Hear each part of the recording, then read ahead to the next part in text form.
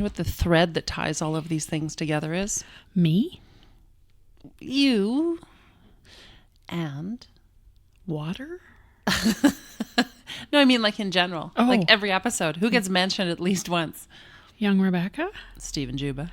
Oh, And also friend of the pod. friend of the pod, Stephen Juba. And also James Ashdown. Have you noticed that?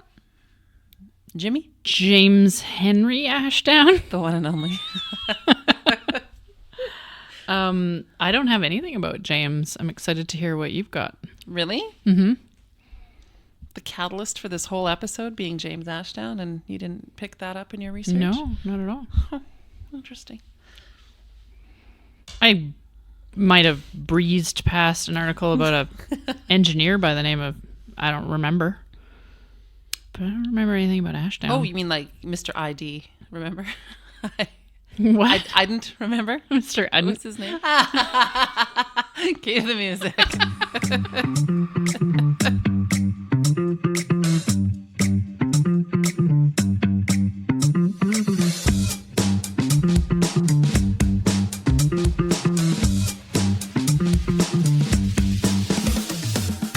Hi, and welcome to a new episode of Made from What's Left. I'm Paige Lloyd. I'm here with my co-host, Rebecca Hadfield, and joining us is our legal counsel, young Rebecca. How many donuts have you had? You know where I had dinner the other night? Where? The Pump House. And? Is it a restaurant of which you're familiar? What did you have? Smash burger. The double-double? Yes. With curly fries. I was once with a friend, and he wasn't super... Am I the friend? No. Oh. He wasn't super hungry, Uh-huh. so he asked if they would make him a single. And did they? They did. See, that's amazing. Yeah. It's almost too much, but not. It's not. It's not too much. It's not. It's only ever too much if you got fries and appetizers I did that. and several beverages, I had dessert. I had 2 rum DMCs. Nice. I only ordered the same cocktail. Oh, I like the Tropic Like It's Hot. Oh, that one's good too. Yeah. So right across the street, Chiba Restaurant, Yes. and up the street is the Pump House, James Avenue. Pump House. James Avenue. And what do those 2 buildings have in common besides being restaurants? Brick. I was going to say that they're both pump houses. They are indeed. With different functions. Yes. Do we want to talk about their functions? Do we want to go back to the very beginning? Let's go to the beginning. So James Avenue Pump House, when did that become a restaurant? 2021. Very recently. Yes. But the building was built in? 1907. That's correct. Good job. Why do you look shocked? I'm just shocked that you knew that. It's literally one of my projects. Just testing. Oh. So, interesting history on that building and the way it came about. Hit me. So, friend of the pod, James Ashdown, plays into this story quite a bit. 1904, Ashdown's hardware store on Main Street was on fire. Oh, that's what was burning. That's what was burning. Okay. And it was actually threatening many of the buildings downtown. Yes. Because at the time, a lot of them were quite flammable. It predated the giant volume of work we today call the National Building Code. Oh. It was just twigs and sticks. Yeah. Not so much steel used back at that time. So fire was burning out of control. Yes. Raging, if you will. Yes. At Ashdown's warehouse. They didn't have enough water pressure in their hoses.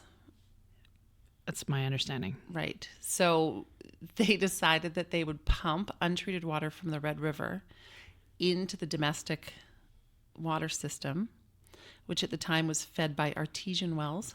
Yes. So not the most modern water system to begin with. A network of artesian wells. They pumped it full of untreated river water to get the pressure up.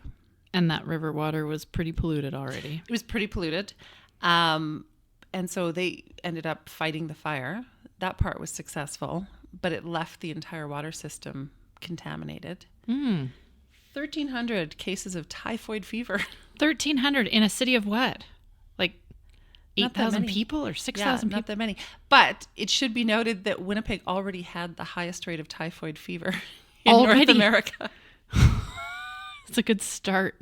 Because many of the areas, if they weren't getting their artesian water from the Winnipeg system, they were actually just taking their water out of the river Right. anyways.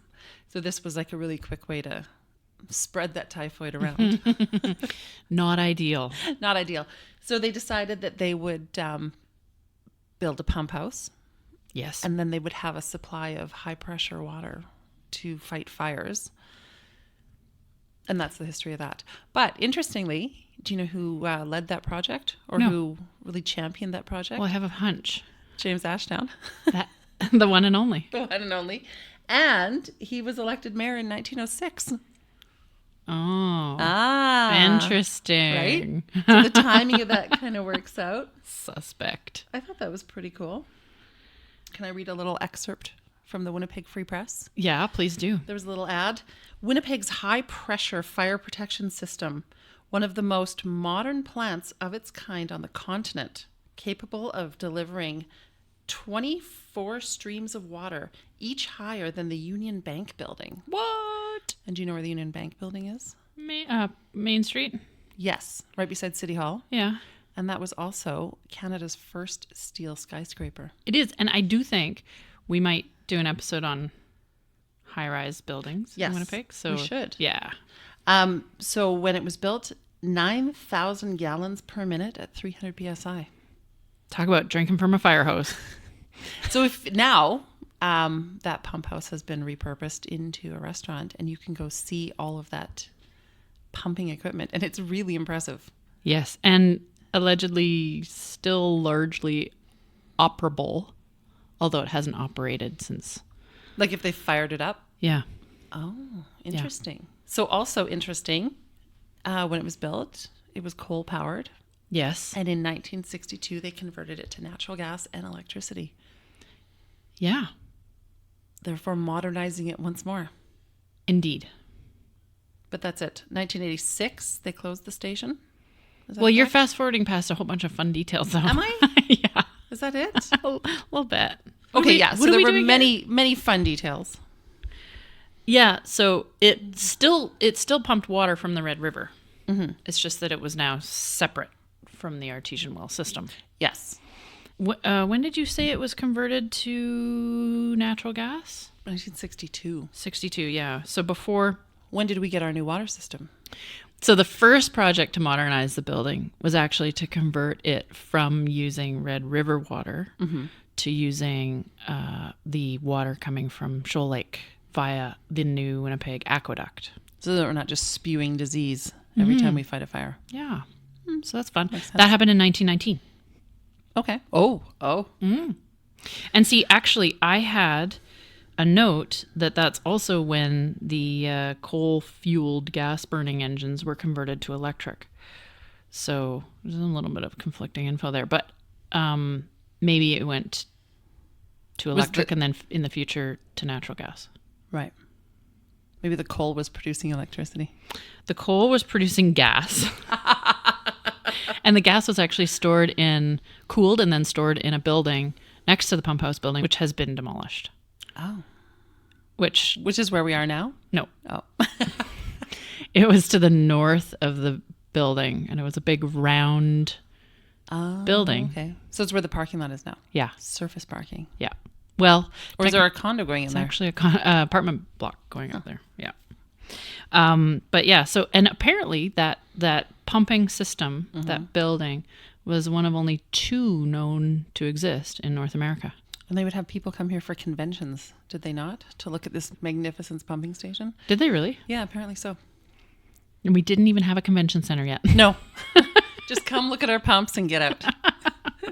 We have nothing more to offer you.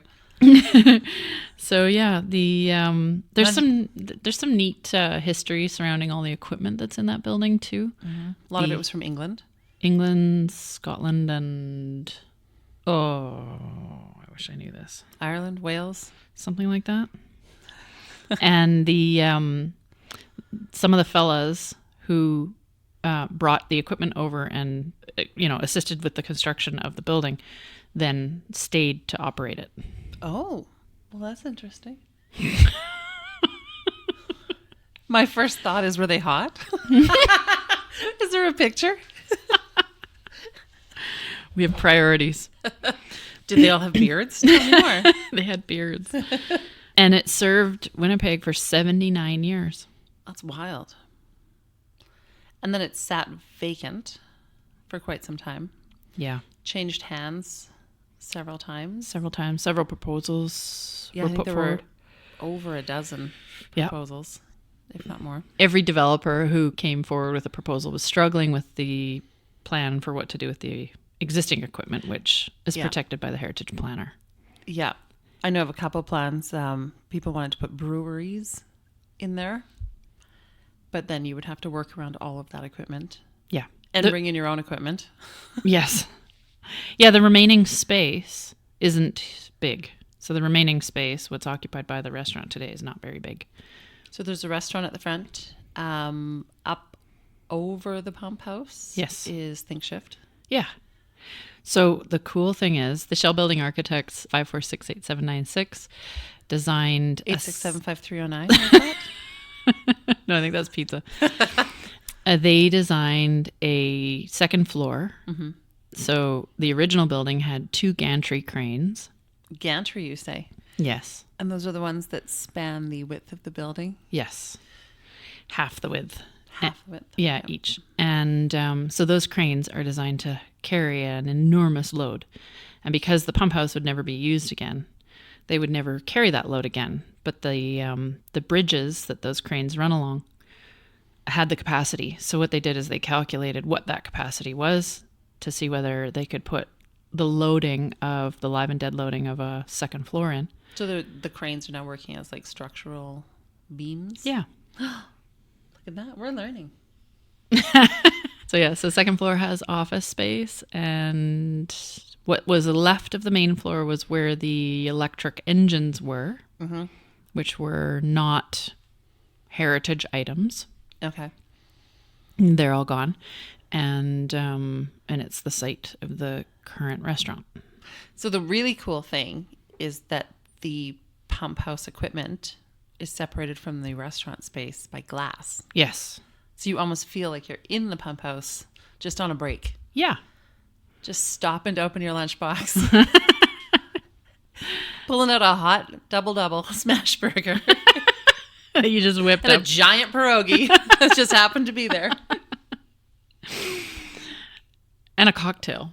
Well, several cocktails. The other cool thing about that space is that the inside of the restaurant has some cool historical items. It does. Related to firefighting. It sure does. My client, the visionary for the restaurant, met with several firefighters from the Firefighters Museum mm-hmm. and carefully selected several items that would be displayed in the Pump House restaurant. So most of these items deal with the heritage of firefighting. There are some very cool old fire hydrants. Yes. And one of the fire hydrants was used to select the red of the bathroom doors. Well, who did that? Me. Good job. Nice work. That's someone I know. It's actually the equipment in the pump house itself is pretty colorful. Yeah, there's blue for the water pipes. That's all the color, though. But still. Everything else is gray. It's not just boring industrial. I think when the first time I ate there, I had to text you to ask you what the big hoopy looking things were. Oh, yeah. The people catchers. Yes. And I was like, what do you mean? And you know, in the movies, when you see someone jump off a building and they get clowns in a giant hoop. Yeah. Usually clowns running around trying to find. Apparently that's a real thing. Yeah, it's a real thing. They stopped using those I can't remember what the date was. I want to say it's like the early 20s or something like that, because firefighters were actually getting more hurt by them. By trying to catch people. Than the people they were saving. Yeah. Yeah. And they're remarkably small. Like if you could imagine what that target looks like if you're 6 stories up. Yeah, which would have been a high-rise in Winnipeg at that time. Yes. Skyscraper. Your mansard roof is in flames. You got to go somewhere. I did see, I think it was a review of the restaurant or something on social media not that long ago, that someone said it was cool to see all the random stuff that was left at the pump house, but it is actually quite curated. It's curated, not random. It's not random. There's also the blue of the walls Yeah. was color matched to the gantry crane. Yeah. Oh, outside the restaurant, Yeah. there are the old hose carts. Yeah. So a person would actually man those carts. I actually think it took like 3 people to operate. And a horse or two. No horse Or for the several? little cart, but those Really? are just the Was it like a pull cart? How did they get it there? probably by horse.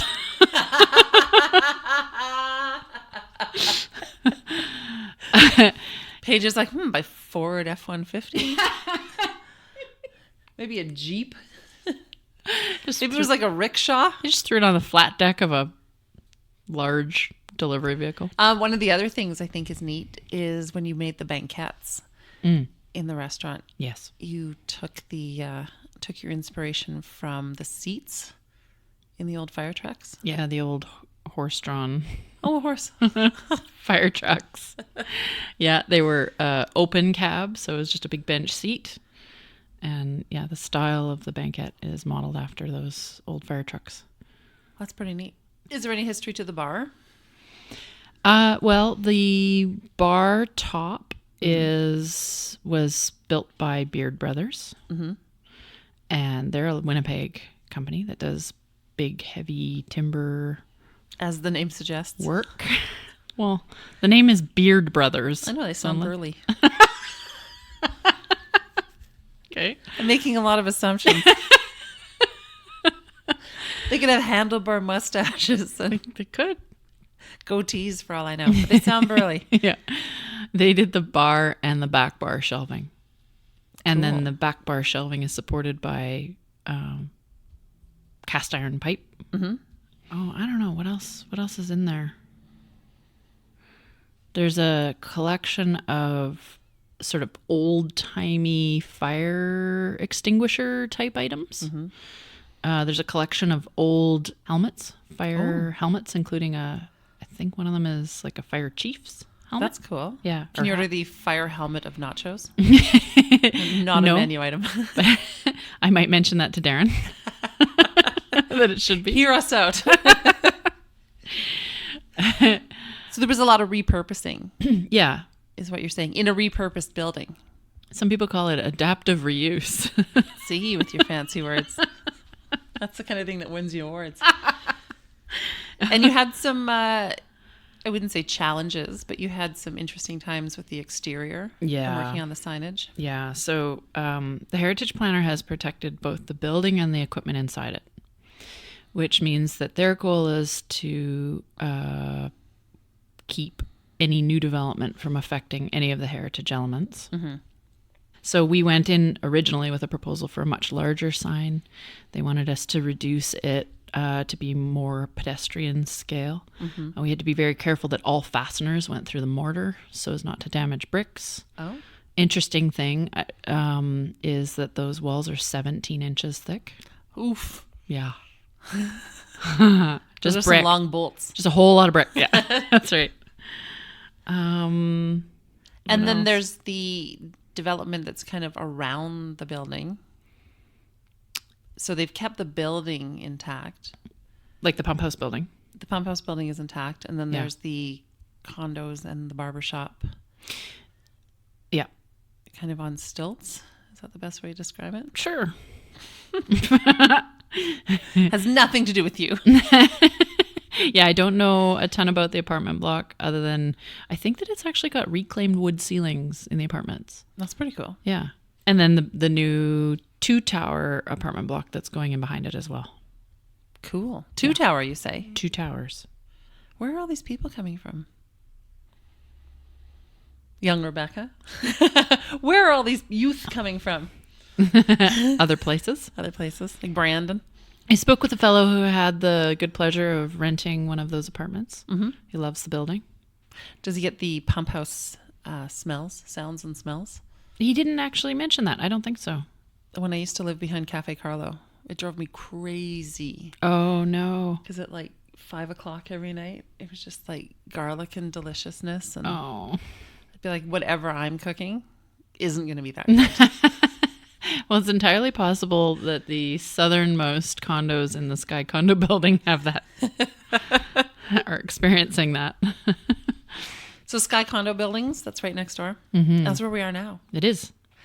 And what were you going to tell me? You had something fascinating to tell me about the Sky Condo Buildings. Well, not the current buildings, but The site. Yeah, this was the site of the Victoria Park, Yes. Named Which- after you. named after me.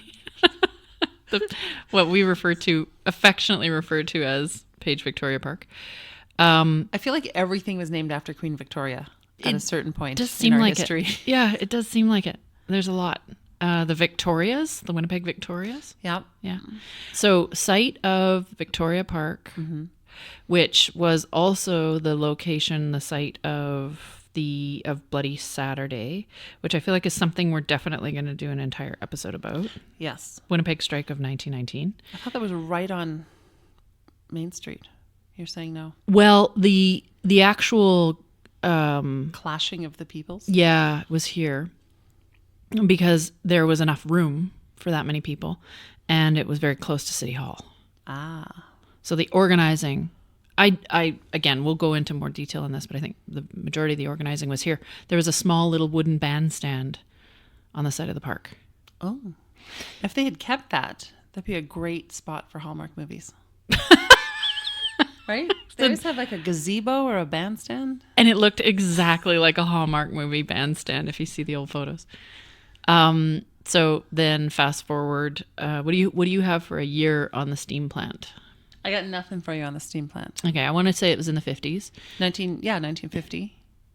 You got nothing, but yeah, 1950. No, you're right. Okay. You're correct. 1950 to 1986? Something like that. Yeah, okay. I'm sure that there were lots of reasons why the steam plant was put here, but it's definitely sort of surmised that one of the reasons was to avoid any large gatherings. Oh. Close up the space, Oh. build a big building, Oh. keep people from gathering. Interesting. Yeah. So the steam plant, since we're talking about it, Yes. is right across, or was right across the street from where we are now. Yes. And its function was to provide central steam heat to downtown buildings in Winnipeg. Yeah. That's fascinating. It is. And so I think, like, if our timelines are right, that was also right around the time that the screen house, the pump and screen house, was built, which is now known to Winnipeggers as Chibo. And what was the function of the pump and screen house? Okay, so let's say the screen house was the inlet for the water For the pump house over here. for the pump house and for the steam plant. I think that it also diverted to the steam plant. So should we chat a little bit about Chibo? Yeah, let's talk about Chibo. Okay. Great bruschetta. Excellent. Great burgers for Burger Week. Oh, yeah. Consistently good. Yes, they definitely have good Burger Week burgers. So there's, how there's a raised dining area in Chibo? Yes. The reason there's a raised dining area, aside from the just sheer genius of the designers, was that below that raised area are the screens, which can be lifted and lowered to change the amount of water that comes from the river across the street. And the crane that would raise and lower those screens is still in the restaurant today. So it's hanging from the ceiling and you can see it today. How come I've never noticed that? I've eaten with you like 4 times. You've never pointed that out. I just imagine that people who I eat there with are tired of me talking about the building. So I've sort of settled down on that a bit. But that's why we're doing this today. Right. So if you ever get a chance to eat at the restaurant, keep your eye out. Definitely request a table on the upper level. You have the best views of the river. Yep. And keep an eye out for the crane. And I have a cool photo to show you, which was the building before the development was done. Okay. For the restaurant. And we'll share that on our socials at Made From Pod. Nice. Seamless. Yeah. That was excellent. Okay, are you ready for this? I'm ready for this. This is the before photo. Oh, of Chibo? That's Chibo. Oh my gosh. Now watch. I'm glad you had a vision. Oh, beautiful. Look at all that light. So all of those windows were there. They were just closed up. They were bricked up. Yeah. Wow. And weren't you telling me one time it goes down several floors? That there are basements? Yeah. So there's actually, and I think I was going to print something to show you, but there's a basement and 2 sub-basements. So there are 3 levels below grade. And we got into, but during the plan to develop that as a restaurant, we got down into the first sub-basement, but it was partially submerged. So of course the second sub-basement was fully submerged. So we can only surmise. Yeah. So it's all still down there. That's cool. Yeah. We just ran a skim coat of concrete over the floor and it's fine. It's just fine. It's interesting though, because the building was designed to have water in it. Those sub basements, the express purpose of them was for them to fill and empty. And they just fill and empty according to the river level. That's pretty cool. Yeah. And speaking of river levels, that was a heck of a transition. That was a heck of a segue. I just wanted to mention the beautiful piece of public art that's between Chibo and Pump House. Yes. The electronic sign that shows the river levels. It's so cool. And it also shows historic river levels. Yes. Which is pretty darn cool. Give a shout out to Pattern Interactive, who created the sign. Oh, cool. Yeah. Are they out of Winnipeg? They sure are. Nice. And yeah, it's pretty neat. It says it displays 9 historically significant river levels. Very cool. And so you can go stand beside it and you can watch the light up display. We took a little video that we'll put on our socials, but I highly recommend going to see it. If you get the right table at the Pump House restaurant, you can also watch it. Oh. Yeah, get a table in the bar, one of the high top tables in the bar. And then if you're on a boring date, you can just, hey, the river's at 18 feet. I don't know what a good river level would be. I don't We need to talk to Bartley Kivas about that. He geeks out on river levels every year. Actually, there was a bar not far from here called the Waterfront. What? And it predated Waterfront Drive, because Waterfront Drive is only, how old now? 17 years? 2005-ish? What do we have? 2005-ish? Yeah. Yeah, 17 odd years. So before that, there was a bar called the Waterfront, and it had a hardwood dance floor, and they played kind of cool alternative music on certain nights. But you could go for nickel draft night. Neato. Little tiny glasses, but they weren't draft glasses? They were really small draft Oh, glasses. very good. Yeah. Like somewhere between a thimble and a juice glass. Well, okay, so you bring up an interesting point. Waterfront Drive. Waterfront Drive is relatively new. So all of these streets, Alexander, Pacific, and so on, James Ave, used to dead end at the river. Yes. Or rather, the tracks that used to be here. Yeah, so Waterfront Drive replaced a set of train tracks that would service the 100-year-old warehouses. Yes. Or the warehouses 100 years ago, I should say. Thereabouts, yeah. And not the most appealing place to come. It was rough. I think the Globe and Mail described it as a no man's land. But also Alexander Docks were where the big riverboats would dock. So it was like a hub for the riverboats, and yet kind of a seedy neighborhood. Yeah, you're right. The last vessels to use Alexander Docks were the big paddle wheel boats. The paddle wheel queen, the River Rouge. Yeah. Back in the golden age of Winnipeg paddle boat. It wasn't that long ago. It wasn't. But I guess we're old. But they were a good time riding the paddle boats. Yeah. Was your grad on a paddle boat? Oh God, no. I didn't graduate. Phew. That explains it. Does young Rebecca remember the paddle boats? Oh, okay. She's not that young. It's the Brandon paddle boats, though. There's 3 guys at a paddle.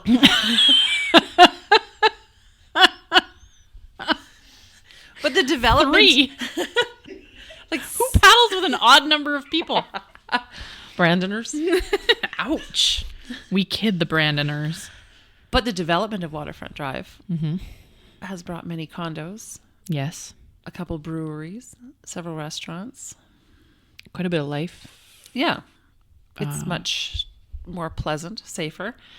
Stephen Juba Park is getting much more use than the underused Riverfront Park of back in the day. Yeah. Another friend of the pod, Stephen Juba. Yeah. Yeah. Also, there's quite a lovely network of paths and walkways connecting the Forks to Some bike Stephen paths. Juba. Yeah. All the way through to, I don't know where it goes after Higgins. I don't know. Do you? Transcona? I don't know. I never leave this area. This is as far as I get. But there's some interesting, in Stephen Juba Park, there's some interesting public art from Jordan Van Sewell. Yes. There's some plaques over there commemorating the aqueduct. So, Do you want to talk about the aqueduct? I know you're itching to. well, we should probably make mention of it, Okay. because then we get to talk about the surge tank. Oh boy. Here we go.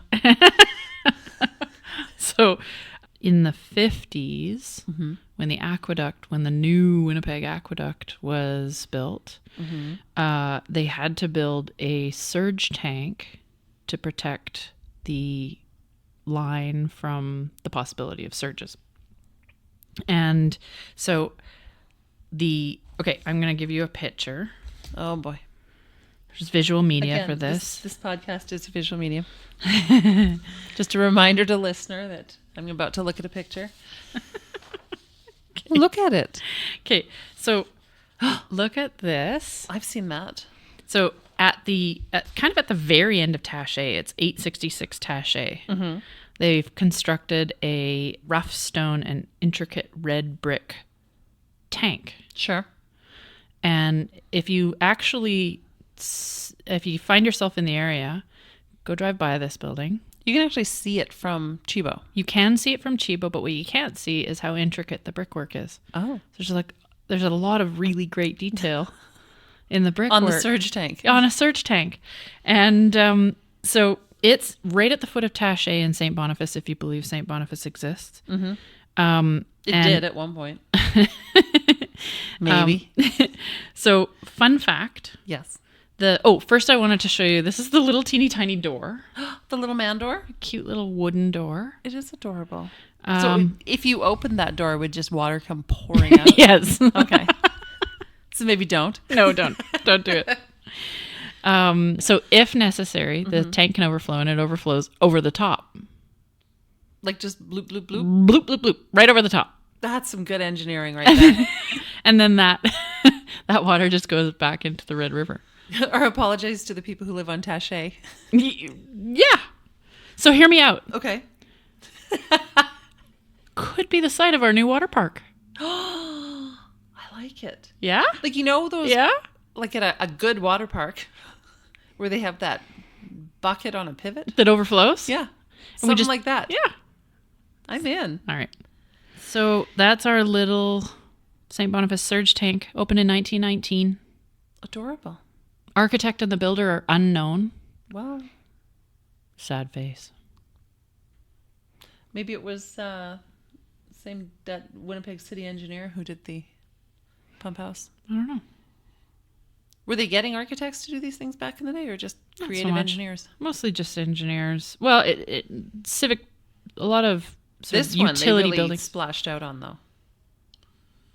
There's like little diamond details. The mason was just having a blast. Just giving free rein. Yeah. That's so pretty. I think we should go over there. I think we should. It's a lovely little building. Oh, other little fun facts. We kind of skipped over some of the details of the actual pump house building, but that building cost approximately $1 million Back in the day? 1907. Oof. Yeah.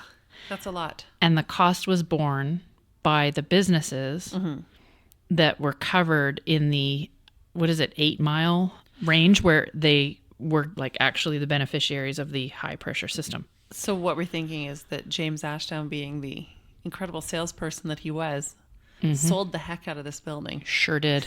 Got everyone on board. He sure did. I bet you it has nice hardware. It's rife with nice hardware. Oh, the other little thing was Cibo, pronounced Cibo, not Cibo. Mm-hmm. Cibo is Italian for food. Yeah, it's appropriate. It's so on the nose. I feel like a restaurant called Food. I like it. I like it. Fun fact. Yeah. If you text me the word Cibo, my car will read it in Italian. Cibo bella. Ah, Cibo, dinner, Cibo. We love it. CarPlay. Oh, so Cibo sits right behind the Mara Hotel. You did the drawings for that hotel. Yeah. Did you not tell me that there was some sort of secret area? Some secret romantic place? There is. You want to let us in on the secret? Yeah. Okay. So what you're talking about is 333 Waterfront Drive, Mir Hotel. The one with the green and yellow pipes. Yeah. So the design intent of the green and yellow pipes was for them to look like bamboo. Oh, okay. And native to the province of Manitoba. But beaver proof. Beaver proof. So the art director, I wasn't an architect at the time. Mm-hmm. I was working for an architect by the name of Harry Hayde. Okay. And so Harry Hayde is the architect of record. The art director for that building was none other than David Penner. May he rest in peace. The late David Penner, also known for his Little Red Library on Wellington Crescent. Yeah. Among much bigger projects. Many notable works. But most people would know the Little Red Library. Yes. Okay. Most people actually would also know his home. Yes, right on Stafford. On Stafford, yeah. Yeah. So the pipes were to look like bamboo. What you're, for listeners' benefit, what you're referring to is a clever little balcony that is behind the pipes. Have I ever taken you to see it? No. Oh, okay. Well, we're going to do that. Our friendship has been tested on so many occasions. Roy who? So the pipes create a second screen on the building, and the all of the rooms look through the pipes except the double queen rooms on the second floor on the riverside. And in the summer, it's really nice to go and stand on the balcony, which is on the south side of the building. So it's at the second level. And it's behind the pipes, so you get some really beautiful shadows and things. We will add an image on the socials. I'll give you one for that. Oh, boy. Another fun fact, if you've never had a chance to stay in a room at Mir Hotel, is that the bathrooms are glass. Oh. So stay with someone you like. So stay with someone you're comfortable with. Do not go on a business trip with a coworker and stay at the Mir Hotel. Or if you do get separate rooms. If you get city view, you also get a view of my office. Well, that's fun. Yeah. You could wave. Yeah. Don't wave from the bathroom. No. But I will, in fact, be able to see you. Through the pipes. Only at night, though. So, yeah. The other interesting view in that area is you were saying that the little deck, the little walkway that goes around Cibo is public space. It was negotiated as part of the, what is that? Path system, trail system? Sure. So the agreement was that would remain open. We were hoping to maybe put the outdoor patio on that walkway so that we could have those views. Turns out that wasn't going to work out, just for the number of tables and to make sure that access was granted or maintained through there. But also, ultimately, the location of the patio protects the patio a bit from winds and weather and the like. Beavers. And beavers. It's a great little spot to look up the river and see a train going over the train bridge, watch the sunrise. And Y'alls. During the development of the restaurant, I begged the owners not to get rid of all of the names that have been carved into the side of the building.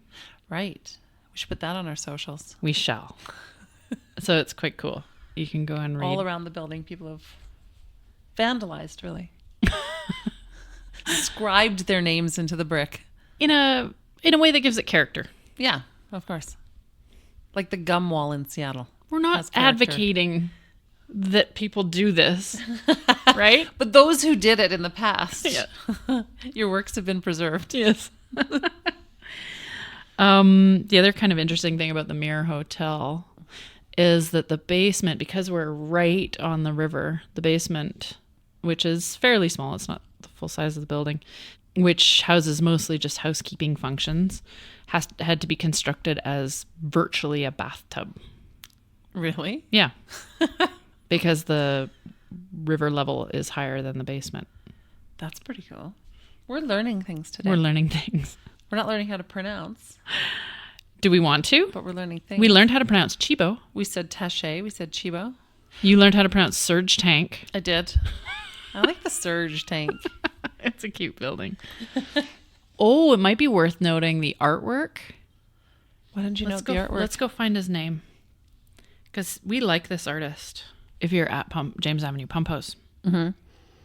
And you should happen to notice the artwork hanging in the restaurant. Mm-hmm. You might at first glance think it's just interesting black and white photos of Winnipeg. Right. But if you look closely, If you pay attention, what you will see is that they are in fact the fine works of Kevin Foley, a Winnipeg artist, who does post-apocalyptic design and narrative about survival. oof. And they're Have that with your coconut mussels.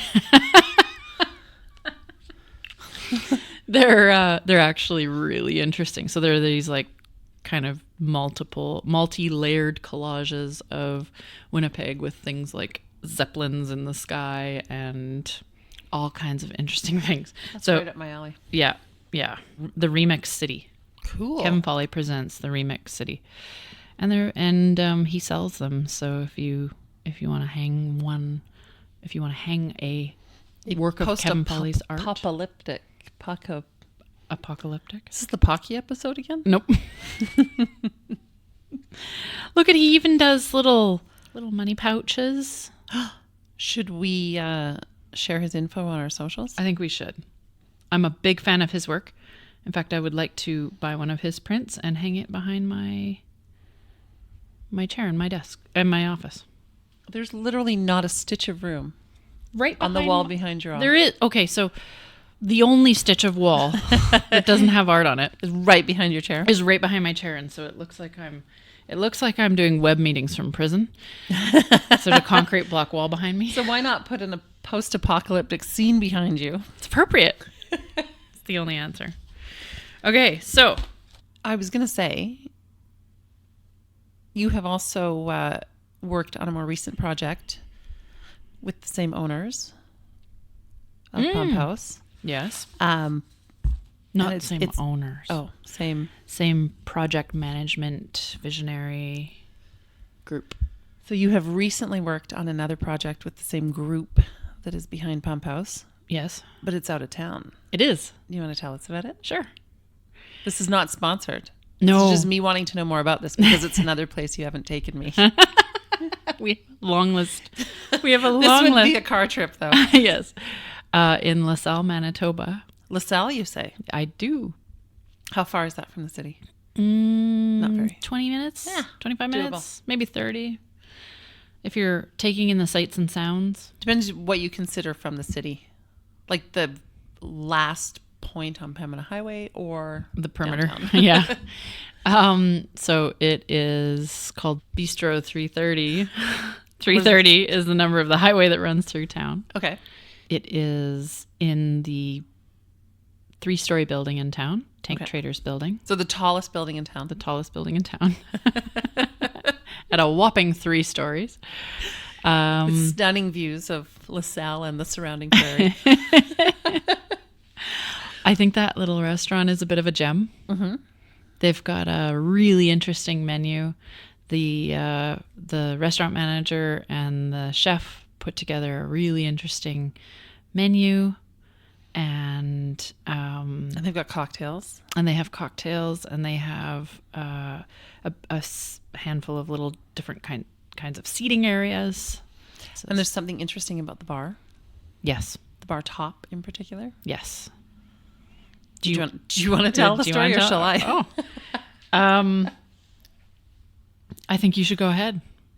Well, the wood comes from the old LaSalle grain elevator. It sure does. Does it? Yeah. Got it. We reclaimed wood. She thinks I don't listen to her. I think. I'm taking it all in. I have demonstrated time. examples. Yeah, the now demolished LaSalle grain elevator. Wood was reclaimed for the bar. Very cool. Yeah. And then you could have some fine grain products while you're sitting Beers? at the bar. Beers and spirits. Beers and things. Well, that's exciting. You can also go and get an ice cream. They have ice cream at this location? They have ice cream. I hope. I mean, there's an ice cream Situation at the front counter. Is that a seasonal Let's item? just have a peek. Okay, so if you... Oh, wait, they got salmon on naan? Yes, the salmon on naan is delightful. It's not something I would ever order. But I got a chance... No. It's not something I would have ever ordered. On your own, if I found it on a menu. I got a chance to sample it when they were doing menu tests, and it is really good. It's absolutely worth ordering. So are the bistro bites. They're little crispy fried pork bites. I'll tell you what I want to try. What? The dirty fries. Yes. The dirty chips. Sorry. Yes. I want to try the dirty chips. Try the dirty chips. Don't miss the dirty chips. I want to try dirty chips. And also, I'm just going to throw this out here. They have a double royale. Uh-huh. Sounds a little bit like the double-double. So whenever I go to the Pump House, I get the double-double, the smash burger, and it's my comfort food. So just knowing that if I was in the LaSalle area, I could get a burger of similar quality. You'll feel like you're at home. I would. Ooh. Oh, they got lots of cool stuff on this menu. Yeah, they have lots of... There's quite a mix of food that you might find, sort of comfort food that you might find, and also some more gourmet dishes. Should we mention that the address is 54 Rue Principale? We shall. But Is it Principale? I think it's Principal. Although Which would be like Main Street. It's Main. Although my French, questionable at best. But that warm crab and jalapeno dip. Oh, I would eat that. And it's served with naan. Of course. Excellent. So that's a must go to. It's definitely worth the trip. I think that the restaurant is absolutely delightful. Maybe we should tell a listener to take a selfie in front of the Damask wall and send it to us. Wouldn't that be fun? Tag yourself. Tag us. Tag us. Everyone. Yeah. Tag Made from Pod. Hey, another I did it seamless... again. I did it again. We're learning. And that is pump houses. That's and fascinating. Other water affiliated buildings. And adaptive reuse at its best. Yeah. Did I get that right? Yeah. Why does it sound wrong? When I say it? Yeah. Well,